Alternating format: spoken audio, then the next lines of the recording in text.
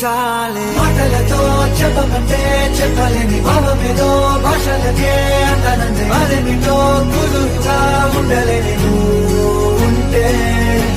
అడిగితే అదేమిటో అర్థం కాదు నిన్న మొన్న నాలో ఉన్నా నేనే కాదు పుట్టిందంటే నీతో తప్ప పోనే పోతే అంతే